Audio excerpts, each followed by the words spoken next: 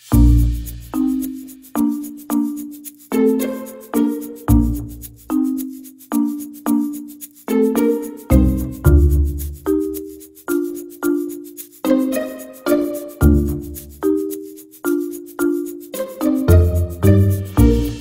voudrais aussi évoquer l'existence de ce livre que j'ai eu le bonheur d'écrire pour les enfants de 3 ans, 4 ans, jusqu'à 9 ans, 10 ans, qui s'intitule « Papa porte un pantalon et maman porte une robe ». Hugo en a effectué le dessin, très joli dessin, qui est là pour répondre à ce livre que tout le monde connaît maintenant, qui s'appelle « Papa porte une robe ». Et papa porte un pantalon et maman porte une robe, en est le contrepoison.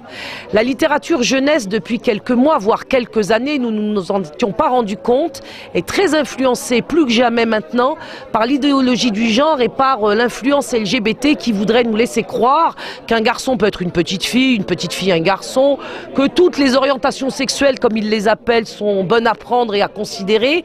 Eh bien non, nous considérons qu'un papa est un papa, une maman aussi, qu'on ne peut pas les interchanger avec quoi que ce soit d'autre, et qu'il est important de sauver la figure du père, d'honorer la figure de la mère.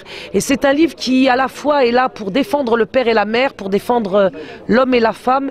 Et j'ai eu le bonheur d'écrire pour ces enfants, car il m'a semblé extrêmement important au sein des éditions RED de faire en sorte que les parents aient le choix, justement parce qu'ils ne l'avaient pas. Papa porte un pantalon est un livre qui donne le choix face à Papa porte une robe. Et nous avons l'intention, Hugo et moi, et nous nous associerons certainement à d'autres auteurs, pour continuer de produire des livres jeunesse qui doivent absolument être les contrepoisons de l'idéologie actuelle et qui seront justement des alternatives à la littérature jeunesse actuellement complètement corrompue.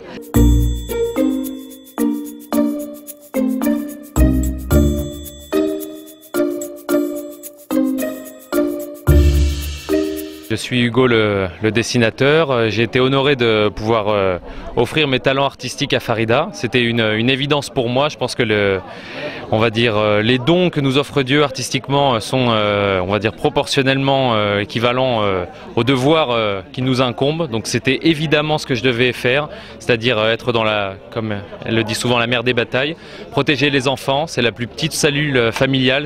Voilà. Si on la détruit, il n'y a plus de civilisation. Donc effectivement, c'était pour moi un devoir. En fait, j'ai même pas réfléchi, j'ai dit oui tout de suite. Et je suis absolument honoré de faire partie de ce combat. Donc voilà, il faut rétablir les lois naturelles, divines et universelles qui, si elles tombent, à mon avis, entraîneront la civilisation dans le chaos.